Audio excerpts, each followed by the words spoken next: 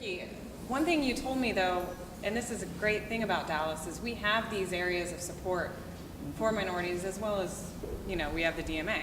And I don't know, just can you talk about how we have the African American Museum? It was the first museum devoted to African American culture in the Southwest when it opened, and that's here in Dallas. We have the South Dallas Cultural Center, we have the Latino Cultural Center, Bathhouse Cultural Center. We have these areas, but it's the problem of communication between the two and collaboration. And how do you... And crossover. And crossover. Mm-hmm. And crossover. I mean, I can tell you, I've never seen any of you except for a few in my gallery. And I know I'm not talking about you. He's one of the few people, though, I will say, that goes everywhere. He goes to everybody's stuff. And that's a problem, because it's the thing, it shouldn't be a question of me having to invite you. There's art, there's art because it's published. You come over, you see it. We have a conversation about it. That's what I'm talking about in terms of the crossover should happen naturally. It should not be a forced issue. But it doesn't happen here.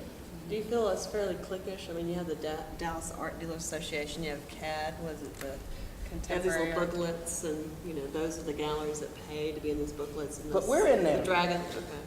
We're in there. But people don't come. There you go. I think one of the things, though, I would say is that, and I think Matthew, in a sense, you're kind of right, misrepresentation. But my thing is not about just Latino and artists of color. It's about all artists, period, who live locally and are underrepresented. Yeah. And I think that, to me, is the bigger question. I think that within the art community, artists, are it's really pretty integrated. I mean, I see artists of color throughout, going to openings and all that stuff. But what I don't see is when you go higher and you go into the museum world and you go into the collections. I mean, yes, the Mark Bradford show here was here, and the Glenn Ligon shows over there. That doesn't happen often. Well, it didn't start here. That's the problem. It started in New York. Yeah, and I think that's one of the things that I would say that a few years ago, and I made this point to Bonnie Pittman, I made it to her twice in two different meetings, once first she got here, and then recently, a couple of years ago. And it's that there were two shows here at the Dallas Museum, and one was Nick Nicosia, a retrospective, and the other one was Linda Ridgway, and it was a survey show. And both of those shows were at the Dallas Museum, but they were both started in Houston, and the Dallas Museum did not want to take those shows, even though those artists were local. And it was the board members who forced the issue, because those board members were collecting those artists. So I thought it was kind of ironic that even the local artists their shows had to be, organized somewhere else, and that the Dallas Museum almost had to be shamed into taking those shows. And it's like, those are not artists of color. They're just, again, they're Texas artists that I feel like, again, are sometimes underrepresented. And I just take another issue, I just take it a step further, because I am Latino, and I do think about those things. And but I don't mean to like disparage all white male people. I have some white males. Right, Daryl? No, I don't mean to make it seem as though it never happens. It's just that it's rare. And like I said, you don't have to take my word for it. Just look around next time you go to an opening, and it'll tell the story right there.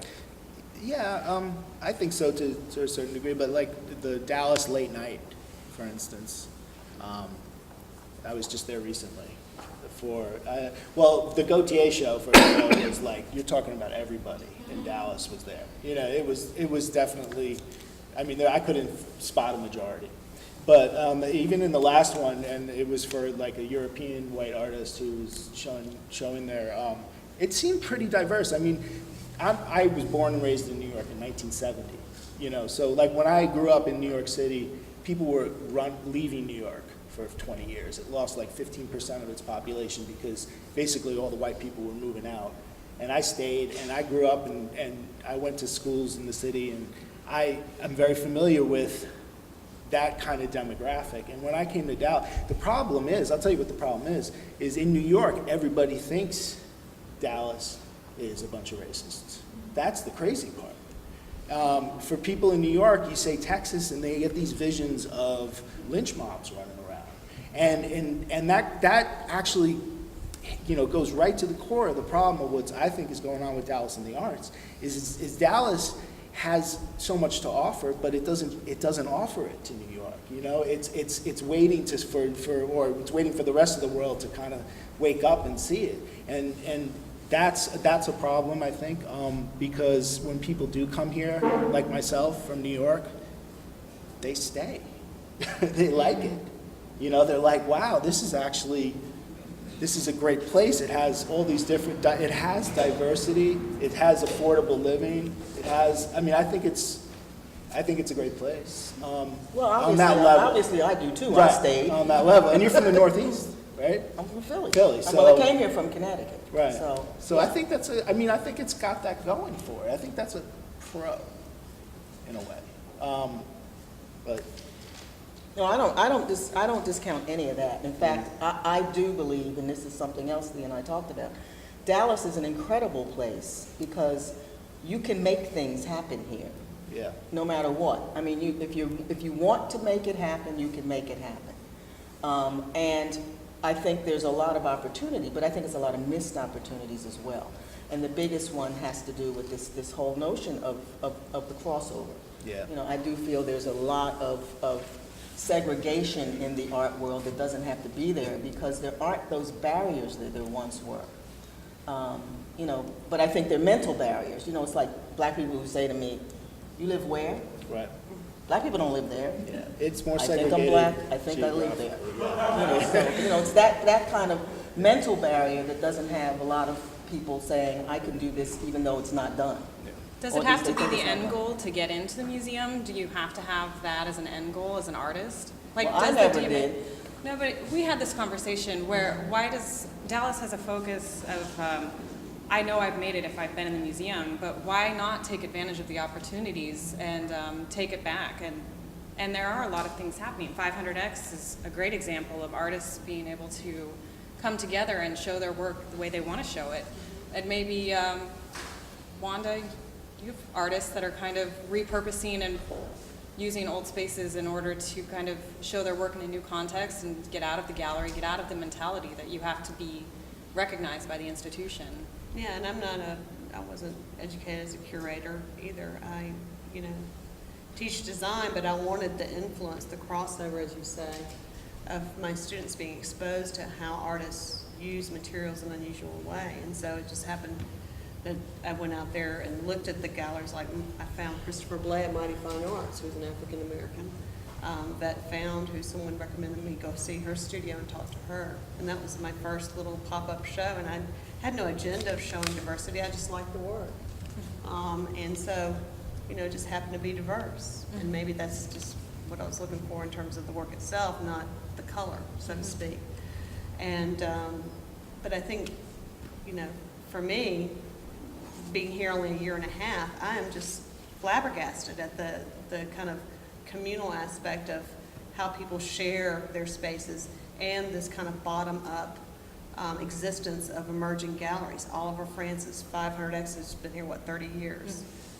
And it's encouraged me to do my own little thing, and knock on wood, hopefully it'll be successful, but it's really exciting, and it is a kind of sad that the museums and the Nashers and the Fort Worth Moderns aren't taking advantage of these kind of collaborations, whether it's through a project room here or there. But there is this disconnect between the institution and the grassroots, and I think one can learn and take advantage of each other. Great. Dr. Terranova? This man wants to ask something. I would like to hear, you've articulated the perceived problem. I would like to hear from you suggestions. Earlier this month, I went up to the First Friday in Denver, and terribly vibrant, more vibrant than what we have here, more vibrant than we have in CentralTrak, more vibrant in other places around the United States. I'm just curious, what suggestions? You've got a lot of experience, a lot of respect in this town. So what suggestions would you give us, or those that can communicate to individuals that might have the ability? What steps need to be taken? See, I don't think it's all that deep. I think really it's a question of taking a step out of your comfort zone. The reason why I'm here is because everybody knows me, because I've been everywhere. And I don't have any sense that I can only go here because I have to know those people, you know, and that's what I think is part of it. You know, it's no secret where these places are. I mean, you know, like I said, we're part of DADA. We're on that same list of everybody else that's in DADA. So if you, in fact, when they do the art walk, Lisa Taylor, who, you know, is over DADA, she asked me once, well, Vicki, is it really useful to you to have this engagement with the art walk? I said, no, but I still do it because none of the people ever come to the South Dallas Cultural Center. Now, part of that is we are not in any way near a lot of other galleries. So if you go over to the design district, you can see a whole bunch of people at once. You know, you take that one car trip, you can walk up and down. We are kind of isolated in that sense, but we're at Fair Park. So we're not like remote. Yeah, it's down the street. You know, truly down the street, and people come over here. So we know that it's not that they won't come to South Dallas as once we were told. Oddly enough, they sure come for jazz, which we do. You know, they come for the music. The music people come. The visual art people don't. So I think it's really just a question of, you know, just step outside of that comfort zone. You know, you don't have to know who's showing to go stop in and take a look and see.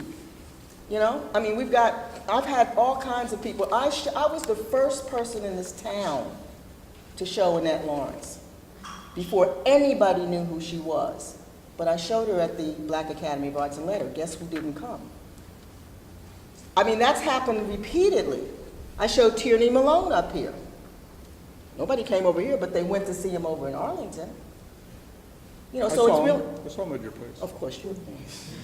But you know, that's what I think. I don't think it's deep. I don't think it's rocket science. I don't think it's any of that. I think it's just getting outside of your comfort zone and saying, I'm going to go see everything that's out here I and think familiarize myself with all these spaces because we got a great space. I'm just telling you. I think it is And I'm a good curator. there's attitudes that are prevailing here in the Metroplex. And there are a couple of things that I know Jeff Whittington asked of the panelists, and do you have a civic responsibility to the art-making community? And Jeremy Strick's answer was, artists are the essential, most informed, passionate audience for a museum. And I think, you know, it's like, they're not just the audience, they are what the museums are about. And that's an attitude. And the other thing that was mentioned that evening was, Whittington said, you all arrived on the scene in the past few years. What's your impression of where we could see improvement, what is necessarily working, what could be done? And Jeremy Strick says there are 3 pillars of cultural capital presentation, being museums, consumption, collectors, and production artists. Dallas is doing better with the first 2 than with the third at nurturing a community of artists. What can we do to make it easier for artists to work here? And it talks about art schools and so on.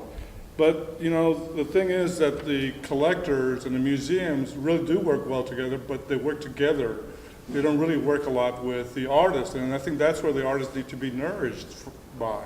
Now, I'm not saying that we should always get our cues from the museums, but they are the leading indicator of what's happening in the area, in the sense that when I was living in Houston in 1985, the Museum of Fine Arts did a show called Fresh Paint.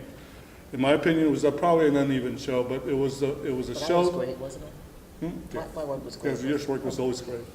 But one of the things was that it was the first time that the Museum of Fine Arts showed Houston artists as a group, and a lot of the artists who were not in any galleries at the time of that show, by the end of that show, there were galleries.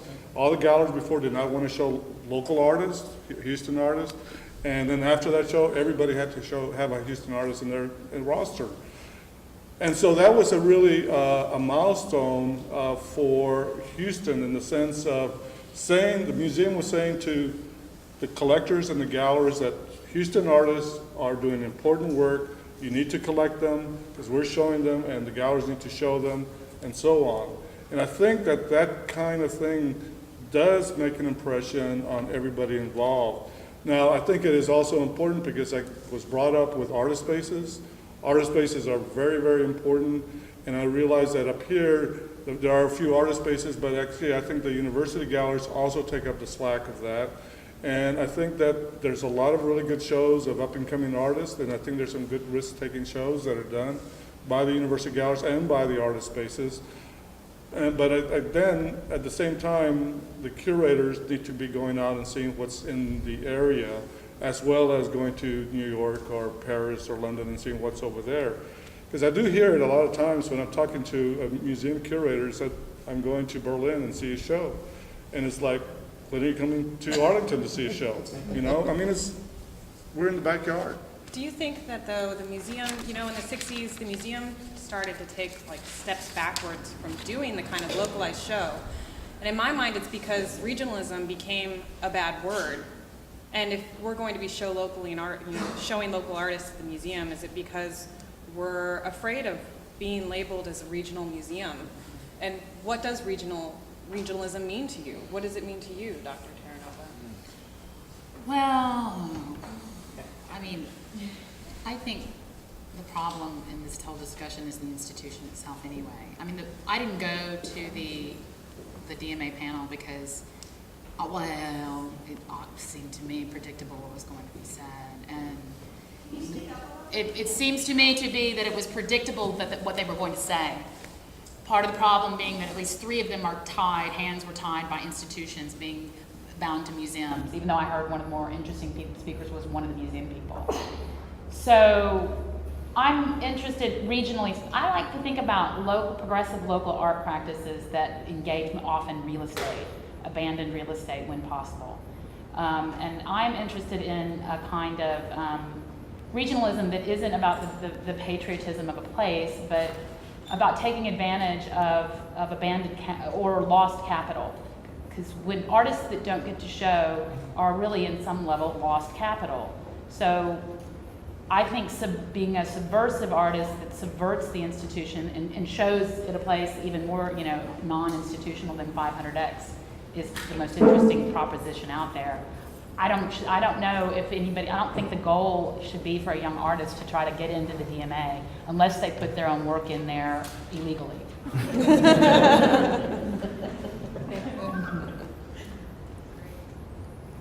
Well, we have a panel full of educators. I mean, everybody almost. I'm sure you even taught, Matthew. Yes, I have, and I come from a whole family of educators. I married one without knowing it. So what do you see going on in our universities and our community college galleries? Well, the community colleges in this region are really kicking butt.